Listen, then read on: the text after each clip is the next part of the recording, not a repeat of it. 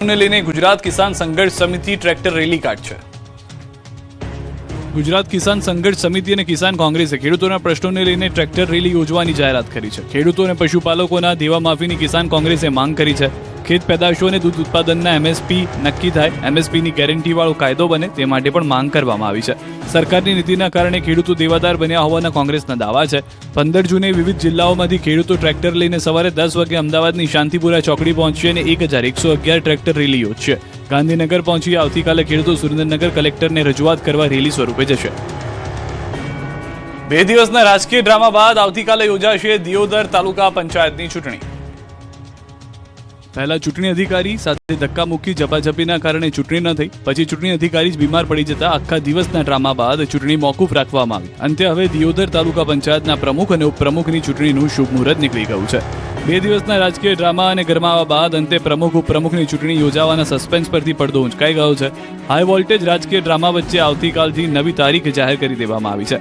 આવતીકાલે એટલે કે 30 મેના સવારે 11 વાગે તાલુકા પંચાયત ખાતે ચૂંટણી યોજાશે, જેને લઈને તમામને જાણ કરી દેવામાં આવી છે। આજે શુક્રવારે ચૂંટણી યોજાવાની પૂર્ણ સંભાવના હોવા છતાં અંતિમ ક્ષણે ફરીથી આવતીકાલે ચૂંટણી યોજવાનો નિર્ણય લેવામાં આવ્યો છે। ત્યારે આવતીકાલે ફરી મોટા પંચાયત કચેરીમાં ગરમાગરમીના દ્રશ્યો જોવા મળશે। તાલુકા પંચાયત દિયોદરની પ્રમુખશ્રી અને ઉપપ્રમુખશ્રીની વરણી માટેની જે પ્રથમ સભા છે એ આવતીકાલે તારીખ 30/5/2026 રોજ સવારે 11 કલાકે તાલુકા પંચાયત કચેરીના સભાખંડમાં યોજવા માટે સૂચના મળી આવેલ હોય। વાવ પોલીસને સાંસદ ગેનીબેન ઠાકોરે આપી ધમકી। એક તરફ દિયોદર તાલુકા પંચાયતના પ્રમુખ ઉપપ્રમુખની ચૂંટણીને લઈને 2 દિવસથી જબરો ડ્રામા થઈ રહ્યો છે। ચૂંટણી અધિકારી બીમાર પડી જતા હજુ પ્રમુખ ઉપપ્રમુખની વરણી ઢલી ચડી ગઈ છે। ત્યારે બનાસકાંઠાના સાંસદ ગેનીબેન ઠાકોરે પોલીસ પર સણસણતા આક્ષેપો કરી પરિણામ ભોગવવા તૈયાર રહેવાની એલસીબી પીઆઈને ચેતવણી આપી, જેને લઈને વાવ થરાદના રાજકારણમાં ગરમાવો આવી ગયો। ગેનીબેન ઠાકોરે સોશિયલ મીડિયા પર એક વિવાદાસ્પદ અને આક્રમક પોસ્ટ કરીને એલસીબી પીઆઈ એપી ચૌધરી સામે ગંભીર આક્ષેપ કર્યો।